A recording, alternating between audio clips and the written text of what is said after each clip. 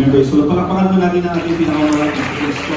Bago po tayo matapos natin pag-aaral ng dakila at nanalasalita ng ating pinakamahal na Panginoon, tayo po yung nanangin, kaysa nanangin sa ating pinakamahal na Kristo, ang tayo patuloy na pagbabayan at babayaran ng ating pinakamahal na Kristo.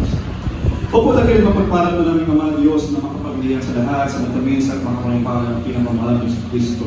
Ayon sa mga unang mga panalangin ng kinagalang mga pastor, ng Panginoon Jesus, kung paano po siya yung tinubur, malapit mo pinakikan sa kanyang mga panalangin.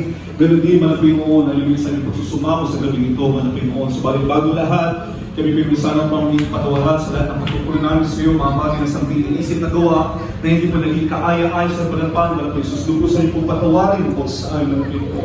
Sa ayon malapit mataanin pa na salita sa gabi ito, malapit mo na sinasama nagdalangin ngayon patuloy paggabay, patuloy ingat sa pagsama malapit mo. Pakalinisin mo po ang aming puso't kaisipan, malapit maging handa, malapit sa pakikinig ng panagsalita, malapit mo. Ipaunawa niyo po, malapit mo ang kahalagahan, malapit mo yung mensahe sa gabi ko sa lahat, mga tagapakinig sa lugar ito, malapit mo, hallelujah. At aming sinasama malapit mo na patuloy kamanahan sa kusano, malapit natin sa pagtatapos, malapit mo ang anibersaryo nito, malapit mo sa lugar ito, malapit na sa iyo, makapayapaan, malapit aming sama-sama sinasaway, lahat ng mga handa sa magkalakitan ka sa in the name of Jesus, hallelujah, hallelujah, hallelujah. Praise the Lord, praise the Lord, hallelujah.